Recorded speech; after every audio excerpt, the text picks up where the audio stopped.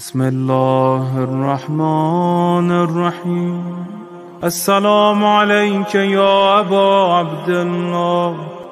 السلام عليك يا ابن رسول. بسم اللہ الرحمن الرحیم. الحمد للہ الذی جعلنا من المتمسکین بولایۃ امیر المومنین. السلام علیکم یا علی علیہ السلام مدد. آپ دیکھ رہے ہیں ہمارا آفیشیل یوٹیوب چینل. گزشتہ روز پاکستان میں ایک واقعہ پیش آیا. لاہور کے علاقہ اچھرا میں ایک خاتون کو مذہبی جنونیوں نے اپنی مذہبی جنونیت کا نشانہ بنانے کی کوشش کی اور ایک بہادر خاتون پولیس آفیسر نے اس عورت کی جان بچائی.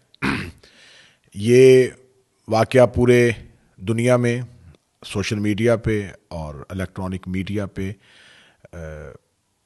سامنے آتا رہا اور لوگ اس پہ مختلف قسم کے تبصرے اور اپنی آراء دیتے رہے. دیکھنے میں تو یہ محض ایک واقعہ تھا، لیکن اس واقعے کے اندر ہمارے معاشرے کے مختلف کرداروں کی نمائندگی تھی. تو یہ ایک معاشرے کی عکاسی تھی، ایک معاشرے پر مشتمل ایک مکمل تصویر تھی اگر ہم اس واقعے کو بغور دیکھیں. اگر ظاہری طور پہ اس پہ آئیں تو اس واقعے کے اندر کیا تھا؟ اس واقعے کے اندر یہ تھا کہ ایک خاتون ہے جس نے ایک ایسا لباس پہنا ہوا ہے جس پہ چند لوگوں کو کچھ اعتراض ہوا اور انہوں نے اس پہ توہین مذہب کا الزام لگا دیا. وہ خاتون اس مشتعل ہجوم سے بچنے کی کوشش کر رہی ہے اور مردوں کے ہجوم میں اسے کوئی بھی وہاں سے بچا نہیں پا رہا. اتنے میں ایک خاتون پولیس آفیسر آتی ہے اور وہ مردوں کے اس مشتعل ہجوم سے اس عورت کو نکالنے میں کامیاب ہو جاتی ہے. یہ اس واقعے کا ظاہری رخ ہے جس کو مختلف طریقوں سے دکھایا گیا. اگر ہم اس واقعے کے اندر جائیں تو جو میں نے کہا کہ اس پہ مختلف ہمارے معاشرے کے مختلف کردار ہیں جن کی عکاسی ہو رہی ہے. سب سے پہلا کردار اس خاتون کا ہے جس نے ایک ایسا لباس پہنا جس پہ لوگوں کو اعتراض تھا. یہ لباس اس عورت نے خود بنایا نہیں تھا، اس نے اس لباس کو خریدا. جس سے خریدا وہ بھی مسلمان، جہاں سے بنا تھا وہ بھی ایک مسلمان ملک تھا. کویت سے وہ بنا، دبئی سے وہ بیچا گیا. جس نے بنایا تھا اس نے بھی معاذ اللہ نعوذ باللہ اس کو اس سوچ سے نہیں بنایا تھا. جس نے اس کو وہاں سے لے کے بیچنے کے لیے اپنی دکان پہ رکھا اس نے بھی یقیناً اس کو اس سوچ کے ساتھ نہیں رکھا تھا. جس نے اسے خریدا اس نے بھی اسے سوچ کے ساتھ نہیں خریدا تھا. یہ مختلف جگہوں سے گزرا لیکن کسی نے بھی اس رنگ سے نہ سوچا. لیکن بازار میں گزرتے ہوئے ایک شخص کی نظر پڑی اور اس نے اسے اس سوچ سے دیکھا اور اس نے اسی سوچ کو غالب کر دیا.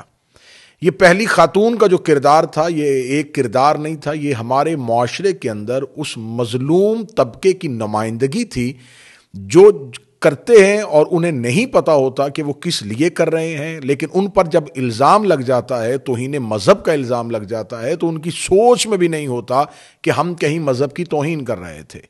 یہ اس طبقے کی نمائندگی ہو رہی تھی جس طبقے میں سری لنکن مینیجر تھا. یہ اس طبقے کی نمائندگی تھی جس میں مشال خان تھا. یہ اس طبقے کی نمائندگی تھی جس میں بینک مینیجر تھا. یہ اس طبقے کی نمائندگی تھی جس میں سینکڑوں وہ لوگ ہیں جو ابھی تک میرے ملک پاکستان میں وطن عزیز میں مذہبی جنونیت کی بھیڑ چڑھ گئے اور انہوں نے آخری لمحے تک سوال معاشرے پہ یہی چھوڑا کہ ہم نے کیا کیا ہے، ہم سے ہوا کیا ہے.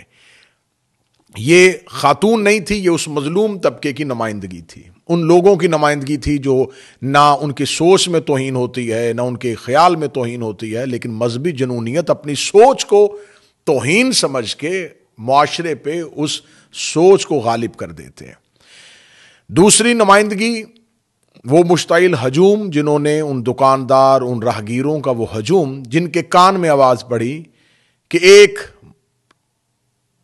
خاتون نے مذہب کی توہین کر دی ہے.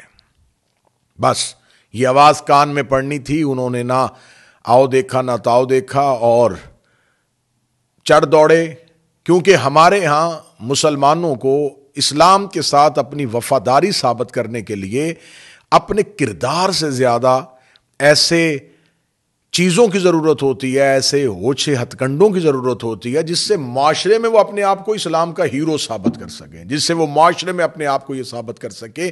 یہ مشتعل ہجوم اس طبقے کی نمائندگی کر رہا تھا کہ جو اپنے ذہن میں یہ سوچتے ہیں اور اسی کے بعد وہ شریعت کو، وہ قانون کو اپنے ہاتھوں پہ لیتے ہوئے اس ملک میں معصوم انسانوں کی جان کا نقصان کر دیتے ہیں. کتنے گھر اجاڑ دیے گئے، کتنے گھروں کے چراغ بجھا دیے گئے صرف اپنی سوچ کی وجہ سے۔ تو یہ ہجوم نہیں تھا، یہ اس طبقے کی نمائندگی تھی، ان مذہبی جنونیوں کی نمائندگی تھی جنہوں نے اسلام کا نام بدنام کیا، جنہوں نے وطن عزیز پاکستان کا نام بدنام کیا۔ مجھے سمجھ میں نہیں آتا کہ وہ علماء کرام جو اس لباس کو سامنے رکھ کے اس پہ اپنے شرعی فتوے دینے کی کوشش کر رہے تھے، اور ان میں سے ایک مولانا اس ویڈیو میں دیکھا جا سکتا ہے کہ وہ یہ کہہ رہے تھے کہ ہاں ان الفاظ کی مشابہت ہے آیات قرآنی کے ساتھ۔ تو حروف تہجی جو ہے یہ تمام کے تمام قرآن کی آیات کے اندر آتے ہیں۔ اور میں ان مولانا سے پوچھنا چاہتا ہوں کہ کیا آپ کے مذہب میں بھی شبیہ جائز ہو گئی؟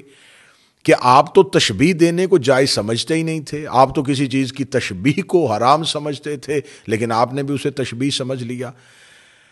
تیسری نمائندگی اس خاتون کی ہے جس کو پوری دنیا میں سراہا گیا، اس خاتون پولیس آفیسر سیدہ شہربانو نقوی، جس کو مختلف جگہوں پہ اس کی بہادری، اس کی خدمات کا اعتراف کیا گیا۔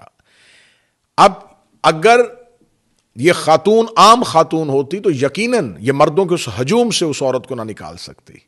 اس خاتون کے پاس کیا طاقت تھی جس میں اس نے اس مردوں کے جنونیوں کے ہجوم سے اس عورت کو نکالا؟ اس کے پاس اس کی طاقت، اس کا ہتھیار، اس کے لباس، وہ یونیفارم تھا جو اس کے بدن پہ تھا۔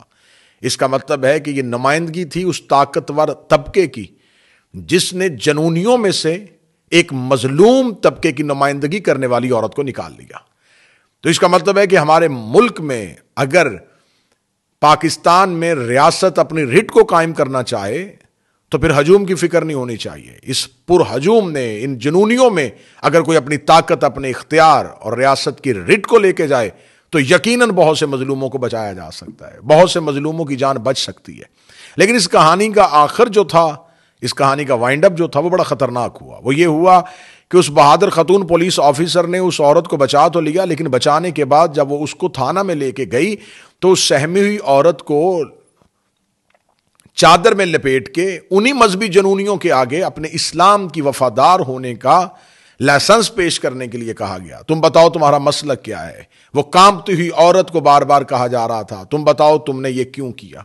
وہ سہمی ہوئی عورت اور وہی بہادر پولیس آفیسر جو اس کو بچا کے لے کے آئی تھی، وہ انہی مذہبی جنونیوں کی نمائندگی کرنے والے مولویوں کے سامنے کھڑی تھی اور اس عورت سے کہہ رہی تھی کہ اگر تم بچنا چاہتی ہو تو تمہیں بچنے کے لیے قانون تمہیں بچا تو لایا ہے، لیکن تمہیں اب زندہ رہنے کے لیے ان سے اپنے اسلام کا سرٹیفکیٹ لینا پڑے گا، ان سے اسلام کا لائسنس لینا پڑے گا، ان کو ثابت کرنا پڑے گا کہ تمہارا مسلک کیا ہے۔ اگر وہ یہ کہہ دیتی کہ میں اہل سنت مسلمان نہیں ہوں، اگر وہ کہہ دیتی کہ میں مسلمان ہوں ہی نہیں، تو پھر اس کے پاس بچنے کا کوئی رستہ نہیں تھا۔ کیا ہمارے ملک میں ریاست اتنی کمزور ہو گئی ہے کہ ریاست اگر اپنا کام کر بھی لیتی ہے، اس مذہبی جنونیوں سے کسی مظلوم کو بچا بھی لیا جاتا ہے اور بچانے کے بعد پھر انہی مذہبی بھیڑیوں کے سامنے اس کو کھڑا کیا جاتا ہے کہ اب تم انہیں پہلے ثابت کرو کہ تم نے اسلام جو ہے مسلمان ہونے کا، اپنے وفادار مسلمان ہونے کا سرٹیفکیٹ ان مولویوں سے تمہیں لینا پڑے گا۔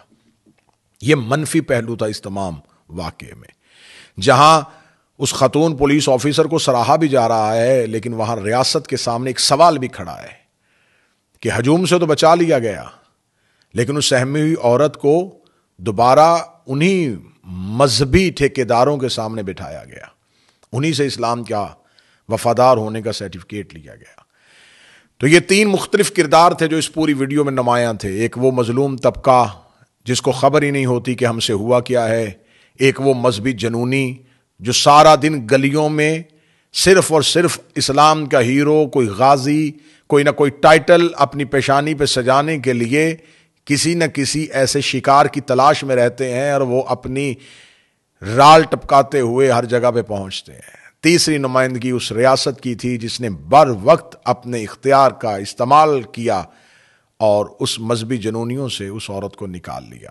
یقیناً ہمارے ملک میں بہت سے ایسے واقعات ہونے سے پہلے ختم ہو سکتے ہیں اگر ریاست اپنا حق استعمال کرے، اگر انہی مذہبی جنونیوں کے سامنے ہی آ کے پیش ہو کے کسی کو اپنے ایماندار ہونے کا اور کسی کو اپنے مسلمان ہونے کا ثبوت دینا ہے تو ہمارے ملک میں عدالتیں قائم ہیں، ہمارے ملک میں صاف شفاف اگر عدالتی نظام موجود ہے تو یہ عدالتی نظام پہ سوالیہ نشان ہے، یہ ان تمام تفتیشی اداروں کے سامنے سوالیہ نشان ہے کہ اگر ایسا کہیں کوئی واقعہ رونما ہو بھی جاتا ہے تو پھر اس کو نہیں چاہیے کہ وہ ان مذہب کے ٹھیکیداروں کے سامنے آ کے اپنے مسلمان ہونے کا لائسنس ان سے حاصل کر سکے۔